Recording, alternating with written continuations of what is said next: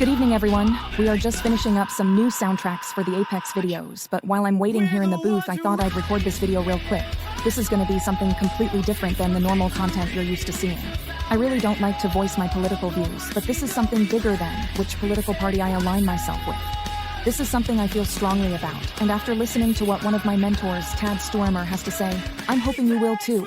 If nothing else, I hope it gets you to really think about what is going on in the US, and around the world too. We need to unite as American and stand up for our freedoms before it's too late. The movement for change has been started. Let us continue together. Please take a few minutes out of your busy life to hear him out. It may just change your life and the lives of fellow Americans. Take it from here, Tad. If you want to protest for visibility, awesome. You want to protest for solidarity, that's great. It works for that. You want to protest to articulate grievance, to give it words. Invaluable from a resistance perspective. But is any of that sufficient to move you down the road? No. What you do on a Saturday afternoon might be useful, might make you feel great, but it's what you do on the Monday morning after and the Tuesday and the Wednesday that makes the difference between protest as a pressure release and protest as a pressure creator. Resistance does the pressure creator, not the pressure release. You want to keep up that pressure once you get it. Hey folks, I'm Tad Stormer. I'm an American scholar of resistance history and the author of A Resistance History of the United States. Yeah, and I'm in London this week. Here's what abusive authority loves about protest: when it stays unfocused, when people don't pass the next 10 words test, when they don't articulate clear grievances, they're focusing on different targets, when there's no real strategy. All of that, because it's diffuse, ensures no direct action. Nothing clear and coherent can come of it. Protest becomes performance. It's cathartic for participants. It really does matter, but it's irrelevant to those who are abusing their authority. All public protest has value. A lot of you have been talking about that. It enables people to voice grievance together, to feel less alone, to do something when they don't know what else to do because nobody else is doing anything. It generates visuals that spread solidarity. Other people see what you're doing and say, you know what, I might do that too. And most importantly, it signals to those abusing their authority that comes from the consent of the governed, by the way, that their path won't be clear or unimpeded or unquestioned. But there's a real question here from a resistance standpoint, which is about protest as part of the active refusal and pushback that forces change to policy, change to trajectory. Not just addressing a particular grievance in the moment, but dismantling the systems that enable repeat. The Montgomery bus boycott, lunch counter sit-ins, Pettus Bridge, March on Washington, you might think about those as individual protests that resulted in change, but none of them were that. They were persistent, sustained, tactical as part of a resistance movement. They were all aimed at broader structural change, enforcing the 14th and 15th Amendments, which they eventually got through the Civil Rights and Voting Rights Acts. And so it worked. Not completely, but enough to change things for 50 years. That was protest as part of a resistance process. But now look at protests that weren't. Much more recent American resistance moments that didn't become movements. The Women's March, Occupy, even the massive BLM protests in 2020, enormous turnouts, real rage, genuine grievance, nobody can argue that. But ask yourself, what change followed? Some argy-bargy around reducing police budgets, and then it all comes back with a vengeance. Protest without the next step, without organization, without targeted pressure, without clear demands that force institutional adaptation, even transformation, just get obliterated. Everything just dissipates. Power? We'll wait it out. The folks in charge, the Trump regime, will watch what you're doing on Saturday, post some snarky social media stuff, a dumb AI video, and then shut up until Monday. But that's also what makes the No Kings moment potentially different, what it could be. The question isn't whether people showed up last Saturday. It's whether they've identified what comes this week, whether there is a clear target, whether there's a demand that, if met, actually changes the structure, whether the calls to action build something that persists when the crowd goes home, something like what Rachel is doing at America Demands. Because that's the pattern in American resistance history.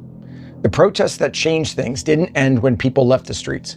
They continued in organized form, built parallel power, and forced those in authority to choose between meaningful concession and escalating confrontation. Strategic provocation is really what we're after. Make them pay attention. So when you see No Kings protest, or any protest, ask, is this where it ends, or is this where it starts? And that's why, for those of us studying resistance dynamics, any 3.5% of the population participation uprise matters much, much less than what those people actually do. Because protest is where resistance starts, right? People articulate the problem. By definition, it's where it begins. And that's why the freedom of assembly and freedom of petition are in the First Amendment. The Anti-Federalists, one of our first group of proper resistors, those ones who fought for the Bill of Rights, they understood this, that the path to opposition must stay protected from the authority that comes from the people in the first place. The right to petition, the right to assembly. But resistance can't end with articulation. Effective protest identifies allies. Not everyone at a protest shares the same grievance. They might just share anger, and that can be legit. But in order to go from there to a movement, there needs to be focus. There needs to be a meaningful target. There needs to be a strategy for change that comes from organized opposition. And that's the resistance proof. What the protest does in the moment, articulate grievance, identify allies, and what it does in the next moment, the call to action. That's where change can begin. The civil rights movement protests were tactical and targeted. Look at the March on Washington images, and this is a good test for any protest. Look at the pictures. Take a look at the signs. Not identical, but they were consistent. There was a strategic intent. You could tell what they were protesting for and what they were protesting against and what they wanted to do with it. Gen Z protests globally right now are fascinating. Take a look at them. Same thing. They are tactical. There is a focus to them. They are, in fact, toppling power. So again, test any protest. Do you understand the grievance from the images? Do you know what the people want done? Can you identify clear calls to action? If you can't, it says a lot. And here's a crucial question and another test for you.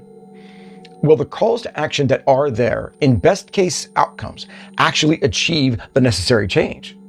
Or are the protest leaders just establishment agents redirecting agency back into existing power structures? If your goal is change, and leaders are asking you to swap out one set of establishment figures for another set of establishment figures, is that enough? Will that solve the problem? Because if the problem is structural, swapping leaders ain't going to do it. It just perpetuates the problem. It's interesting to look at it from the standpoint of resistance history and American resistance history, because the template was laid down by the Patriot resistance from 1765 to 1775, not the American War for Independence. It's the resistance that made that possible. That was a masterclass in turning protest into organized opposition, parallel institutions, and finally targeted direct action that forces change. Henry David Thoreau saw that clearly in anti-slavery resistance that made the Civil War possible, that made the end of slavery possible, that conflict that had to happen. For decades, that protest movement had gotten hijacked by establishment voices arguing gradual reform, and that was acceptable to them, comfortable for their positions, while perpetuating horror for 4 million people, almost 20% of the population. This is the American way of resistance, making certain it matters when it matters. The push for change doesn't end when the protest does. The protest continues off the parade route, builds into organized opposition, and finally becomes direct action that forces change. Not just visibility, transformation.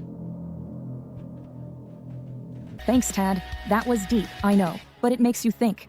Our voices are the strongest weapon we have, and collectively, we can make a difference that will result in real changes. If you were moved by this video, or it caused you to rethink some things, awesome. Please like, comment, and share this. We need to reach as many people as we can, all over the planet. The time is now to be about it, not just talking about it. Take care and be safe out there.